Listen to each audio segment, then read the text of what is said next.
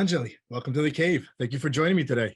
Thank you for having me in the cave. I feel a little bit like it's this super secret illicit thing to have a lady in the man cave. That's right. It's always a good thing. Okay, as long as it's a good thing, because as far as I know, man caves, it's always sacred space. There's been a lot of ladies guest on the show, so you're one of the lucky ones as well. So the listeners, the viewers who tune in, they can see you on your latest project as Auntie Ruby and Miss Marvel. But at the same time, I love your career because you've done a little bit of everything for pop culture, voiceover work for video games, TV. It's like when people tell you, do you enjoy your job? What do you say to them?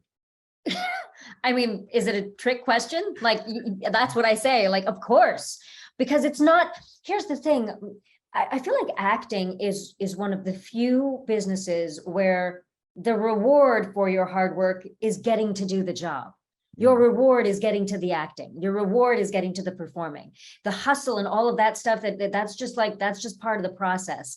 So once I get to the job, I'm just like, put me in, coach. I just want to do it. Go, go, go, go, go in any form that I can. And I've been very lucky, as you mentioned, I've been very lucky that I've been able to work in all sorts of media. It's a constant wonder to me that I get to do what I do. So I was doing a little research on you growing up in Cleveland, Ohio. What made you hit the acting bug? Was it always voiceover at first that you were thinking of? I love that you did the research. I was born in Cleveland, but I was raised in Orange County, California. Okay. So where I kind of got the acting bug was in school, because you have theater classes and school plays and all of that. And so I was a very good student. We had a very educationally oriented family, and I found a kind of fulfillment in my acting classes that I didn't necessarily find in all the other subjects. And so I just kept finding all of these opportunities outside of school to keep doing more and more of that. And as long as I had good grades and, took care of business, my family was all for it. So that was really my first intro in it. It was theater. I spent the first 10 years of my career mainly focusing on theater. And then after that, so I went to school, I went to Northwestern for theater, got my degree, started doing theater all over, and then moved with a show that moved to New York, and started doing television in New York as well. And that's when TV and commercials and all of that. And then I started going back and forth between New York and LA so that I could do theater and television in both places. And then it really wasn't until, so I moved to LA in 2010, and it wasn't until I want to say 2014, 15, that voiceover became another lane that I was introduced to. And I do think that despite the fact that I jumped in, with 2 feet, because my first big job was Overwatch, I do feel like all the training that I had before that in storytelling and all of the vocal training I had from theater and all that, I do think that definitely played a part in my voiceover career moving as quickly as it has, because everything is everything.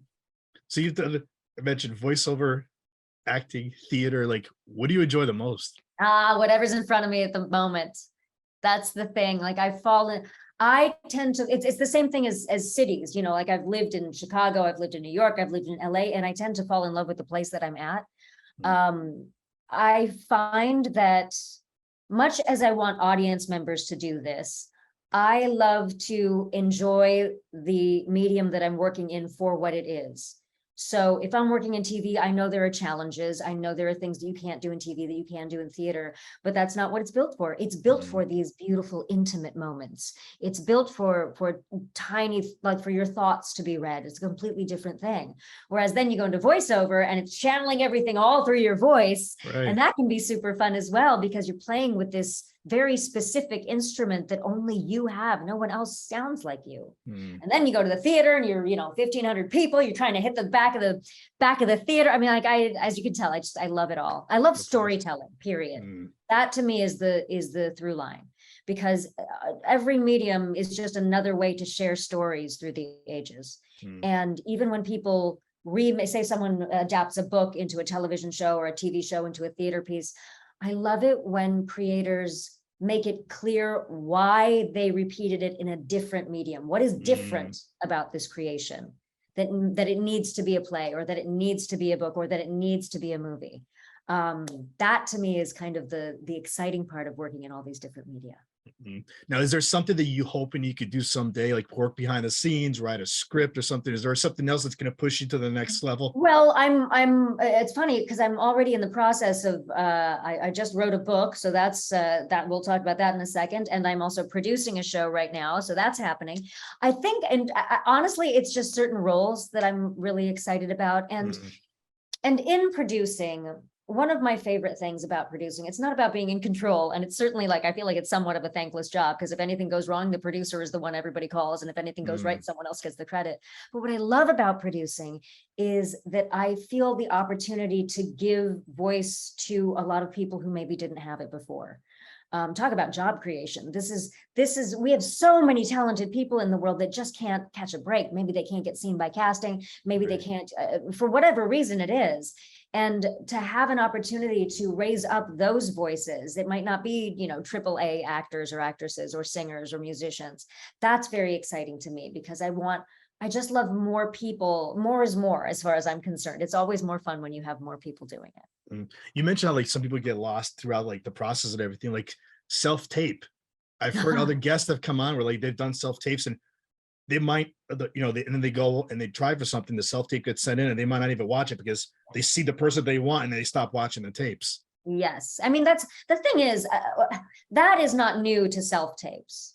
There have been plenty of times that I've gone in for an actual audition while there is an offer out to a star for that role. Yeah. And that's just part of the process that we all have to be aware of, is that, of course, if they get their number one choice and it's not me, they're going to hire that person. But in the meantime, they want to see as many people as they can to find out, okay, if they can't get that person, maybe it's going to be this person we've never seen before. So it's less about, just like shouting into an empty room than it is for me about just getting seen. And as one of my teachers previously said, you book the room. Even if you can't book the job, book the room. Make sure that the people know that at the very least you are talented and at the best you're their go-to person for something. That to me is the big dream. I want to be the go-to guy. I want to be the guy where they're like, oh, hey, we should get Anjali because Anjali can do this. You know who we should go to? Anjali. I love that. I love being a solution to a problem for producers, for writers, for casting directors. I love being the person who's like, I got you. Don't worry about it. We're good. You got me now. You're fine. And it's great because, like I said, I've had other guests where they'd be like, they won't get the role, but they've worked with that person before and they're like, they start the next project and they just give them a call right away. Say, we want you for this role. Exactly. And having been on both sides of the table, I can honestly say that absolutely is something that we do. I mean, I have a whole folder on my computer of people I want to cast in something or people I want to connect with casting directors, friends, people I've met along the way, because we do, life is, as there's a book, life is a contact sport. It's who you connect with, it's who you network with, and not in a gross schmoozy way, in a very real, wow, everybody is talented here, but that's the person I want to spend 16 hours on set with and still go to the bar afterwards. Right. Like that's a really exciting thing to be able to put into process. And now that we have self-tapes, casting directors, for better or for worse, they're seeing a lot more people because it saves them time. And sometimes that means your tape just doesn't get seen at all. And it's part of the business that I think it's not great. We don't love it, but it's part of the business that we have to accept in order to be able to get to the fun stuff. Right. So let's jump into the next level now, the video game world. Overwatch, Apex Legends. Did you think these games were going to be this huge when you first started doing the voiceover? Overwatch, certainly I was not prepared in any way, shape, or form. I'd been a gamer when I was a kid, and I knew the video game world, and I still was a tabletop gamer as well, doing D&D and stuff like that. And I knew that Blizzard never put out a game that wasn't amazing. That I knew. But I was not prepared for the way the community would just grab onto that game and go running with it. I mean, the developers did such a beautiful job of creating this world, as they said, a world worth fighting for, with all of these heroes there's something for everyone to identify with. There's a character for everyone in this game, and they only continue to add more. So I was not prepared for that in any way, shape, or form. I was very happy to jump on that surfboard and ride that wave and continue to ride that wave. because what it's done is it's opened up a whole new community of people that I wanted to meet and wanted to serve in a way that I don't think would have happened in any other medium. And then Apex was a little bit different because I came into Apex a little after the game had already come out, and I knew that it was kind of, following in the same, somewhat of the same lane as Overwatch, but different in that it's a battle royale, but it's got all of these unique and wonderful, diverse characters that have these great backstories. And the team at Respawn is just so creative and so embracing and so collaborative. I can't say enough about them. So, but in that sense, I knew that Apex was pretty special, and I was very excited when that came through, especially the character that came through. Because I think a lot of the characters in Apex are a little dark or have like dark and brooding backgrounds. And then she came in and she's just this no filter kook who comes out and is much more like me than I think my character in Overwatch. My character in Overwatch is very elegant. The character in Apex has no filter. So I feel like she's a lot closer to who I am in real life. I was actually in some of those message groups last night to learn more about these characters, and some of the people that they don't like certain characters. Oh yeah. Well, here's the thing. Like that's kind of in everything. It's just that on the internet, those voices get equal weight. Usually, if we didn't have the internet and people were playing a game and they didn't like a character, they just wouldn't play that game, or they wouldn't play that character, right? Now that we have the internet, those voices get equal voice. And so what I always say when someone's like, oh, I hate Symmetra or I hate Rampart, I'm like, awesome, there are a ton of characters in this game that you can play to get rid of her. So knock yourself out. Like, that's why there are so many options in the game. And I've been very lucky. I know sometimes gaming audiences really make it personal about the person playing the character. And I guess for me, it's been a combination of just like not paying attention to anything negative like that, because I know how ridiculous it is to blame an actor for something you don't like about their character. But also, I have been fortunate enough to come to this level of notoriety later in my life when I have a little bit more self-possession and an understanding of, okay, the haters don't matter. If you even see them, which again, I'm very lucky that my community is very tight, and it's very, I can count on one hand the number of times I've had to deal with someone like that. And I'd still have fingers left over. Like, I can't even think of an experience like that right now. So yeah, I mean, people also get very passionate about games. Yes. Because if you think about it, they're playing as you. And you're in their living room. You're spending a lot more time with them than you do in a play or a television show or a movie. So they have a lot invested in that. And I can understand how it starts to get very personal when that happens. I just occasionally I like to step back and remind people, like, come on, guys, it's all pretend. It's all pretend. So. Well, you've done Comic-Cons and everything. How's the interaction been through that and meeting the fans? It's my favorite. I love conventions so much. If I had my druthers, I'd do one every weekend. I've said this before, and I'll say it again until the end of time. What I love about conventions is that they are a place to celebrate the things you love and then be celebrated for loving the things you love. It's a community where everyone gets together with the commonality of enthusiasm and excitement. And so everyone that I've met at conventions is just someone who's there, who's excited. And I'm excited to meet them, because it's very rare, in theater or TV or film, it's very rare that you actually get to connect with the people who are watching the art that you're creating or playing the game. But at conventions, you actually get to have that one-on-one connection. And I've heard so many beautiful stories that have brought tears to my eyes about people who had some kind of life change because of something that they saw or something that they read or something that they played that I was somehow involved in. And it just, seeing that, not just hearing about it in an email or in a post, but seeing that on someone's face, there's nothing like it. It makes all of the difficult stuff that we have to deal with in the business so much easier to deal with, or not easier to deal with, but it gives you more fortitude to deal with it. Because there might be days that I don't want to get out of bed. There might be days that I don't feel like doing the audition, but if I'm not doing it for me, I got to do it for someone else, because someone else out there needs it. Have you ever had a fan make you anything, give it to you in a convention? Oh yeah. Oh my God. My whole office. This whole office is full of that. I have 2 dressers full of fan art. I have all of these, like there's this whole wall of Wow. art that I have there and some art over there on the wall. So many, my closet is full of little tchotchkes that people have made me, little dolls, little minis, Symmetra's turrets, this little stuffed plushies and stuff. I mean, It's amazing. I try my best to keep it all. Some of it doesn't survive the like journey home in a suitcase. Yeah. And at some point or another, I am going to have to start, culling those things, but I do my best to keep them all, because they mean so much. And I know people, spent their time and energy and love creating them. But yeah, no, this whole office of mine is a giant love letter to art and the community that takes it in. It's amazing. I love it. I love it. Miss Marvel. Now, how did you get approached for that? Because I can't believe like it took off. And now there's even like I was last night, like when I was doing the research again, there's rumblings about a season 2. Can you confirm anything?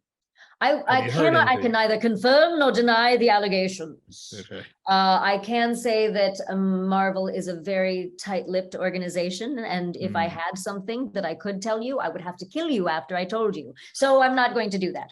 Yeah. Ms. Marvel, well, you asked how was I approached to do that. I wish it was something like that where I'm approached and just offered something, but just like every other actor, I needed to audition, and I was very fortunate that they chose me for this role. And then it was just, a blast from day one, just an absolute blast. The very first day I worked, I got to do a scene with Iman, who plays Ms. Marvel, who plays Kamala. Yeah. And within like moments, I was like, oh yeah, we're going to be fine, because this girl's a star. We got no problem. She is sweet, she is smart, she is kind, she is talented. We're golden. So it's just been fantastic from start to finish, and after the finish, it's just continuing to be the gift that keeps on giving. What did you love about this character? And I love how like throughout the episodes, like there's certain scenes you have where you're like, you just tell people the way it is. That's it. Yeah. Well, that's kind of what I love about this character. Again, this character is so much like my Rampart and Apex Legends character. It's not that she doesn't have a sense of what she's saying. It's just that she's going to call it as she sees it, for better or for worse. Sometimes that's helpful, and sometimes it's not, and sometimes it's funny, and sometimes it's harsh. And in the South Asian community, aunties and uncles are kind of known for their how shall we say, directness. Let's say directness. And what I do love so much about Auntie Ruby is that she's not a stereotypical auntie or uncle, because I think aunties and uncles get a really bad rap in storytelling. My aunties are freaking dope. They're awesome. They call themselves auntie.com. They're like, if you need anything, just call auntie.com. They're so sweet, and they all have these amazing stories behind them. And I feel like Auntie Ruby is she's much more like those folks. She's sort of the cool auntie who wants to hang with the kids, but also wants to be friends with the adults, and wants to be not an authority figure, but wants to be someone that can help and that people can look out for people, but also someone who's just going to like call it as she sees it and do a TikTok or whatever. It's great. What do you think was the biggest challenge in playing this character? And is there anything you would change about her if you could? I would put her in more things. No, I mean, honestly, I'm trying to think, what's the biggest challenge about playing her?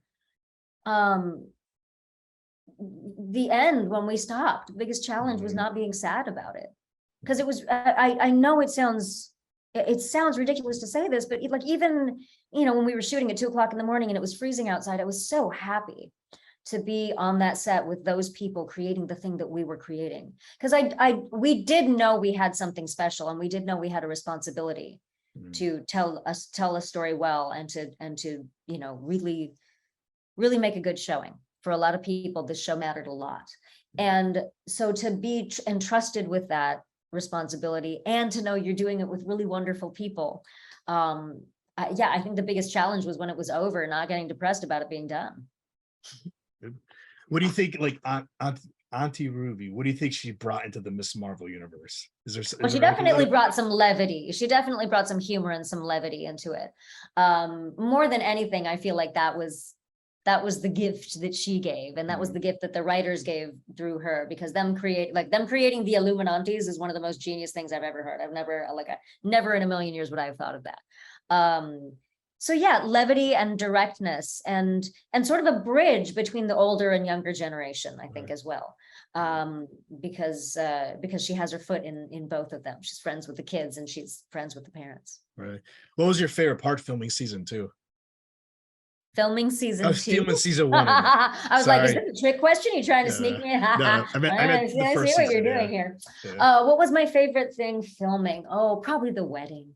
Hmm. The whole wedding episode was so much fun. The dancing and the like, to walk onto a set and to see something directly out of your life created in front of you with people that look like the people you grew up with and the people in your community, and to do it with fun and just to do it the way that they did it. That was just, yeah, that was a really, really, really fun episode. And I love the dance. The dance was really fun. Now, if you could be on another show that's part of Disney and Marvel, what do you think it would be? Oh God. It doesn't have to be with Auntie Ruby's character, any show. Woo. Oh my goodness. You threw me. I like, there's so many that I would want to be a part of. Do I have to pick a show or could I pick a movie? Either or, we'll go with that. I mean, I'm rather partial to Doctor Strange. I don't know, maybe it's because I'm a D&D player and I love the idea of sorcery and all of that. Maybe it's because he's a doctor and I'm Indian and I like doctors. I don't know. But I'm very partial to him. So being in that, Avengers universe obviously would be very exciting. I think of the shows, if it wasn't for the way it ended, I probably would have wanted to stepped into WandaVision and all that. Although I can certainly step into the future spin-off that is coming for I think it's out there. I think show-wise, I'd probably want to jump into Loki because I think it has the most possibilities for connection with the other universes. No, villain or superhero? Oh God, either. Yeah. I mean, really, because they're kind of, now the lines are kind of blurred anyway, right? Like, look at Loki. The lines are very blurry when it comes to him. So yeah, I don't know. It's much more fun not to determine that, right? Right. And hopefully now, like I said, maybe we'll see a season 2. There's been rumblings. Yeah, we'll see fingers about that. crossed. I think here's what I would want. I would want them to write a brand new series. We have Captain Marvel. We have Ms. Marvel. Now we need Auntie Marvel. And then that's the series that I think we should be on. Because she's ready. She was born ready. Now, earlier you mentioned about a book. Tell us a little bit about that. Yes. So I wrote a book called I Am Fun Size and So Are You, Thoughts from a Tiny Human on Living a Giant Life. And it came out of this web series that I had created back in 2017 as a gift to the community, the online community that I had met, that I told you about, that just like embraced not just me, but all of the voice actors that I was working with and the games that we were in and our characters. And I wanted to give something back. And I realized that, well, yes, I can give back acting that way. But the one thing that I have to offer that no one else has to offer are my particular set of experiences and how I survived them, for better or for worse, whether gracefully or very sloppily, whatever it is. And since a lot of people would write into me, write DM me or whatever personal questions, and I didn't feel so comfortable asking, telling them specific advice, because I don't believe in advice. It's all opinions. What I decided to do was answer those questions in sort of a broad way from my experience on this show. And the concept of being fun size to me is not about being small. It's about all of us being built for fun, all of us built to have these huge lives, and the world and experience and whatever sometimes makes us feel very small and worst of all alone. So my goal with the series, and then now the book, was really to just let people know, no matter where you are, no matter how unique your set of circumstances is, your challenges, you are not alone. Anytime you see someone out there who you think their life is perfect, I guarantee you there is a story behind there that you don't know anything about. And I wanted to share that with as many people as possible. So we are having the official launch events coming up this week. I don't know when we're airing this, so I should just say that, but we are having some official launch events, an online book launch event, a bunch of signings. And yeah, I'm just really excited. In the first week, we managed to hit #1 on Amazon in 8 categories and #5 on the Wall Street Journal. And just, I was blown away by how many people wanted to read it. And I was very grateful for it. Are you already brainstorming for another book idea? Oh, I have like 5 books in my head, but I want to give this one its time. Right.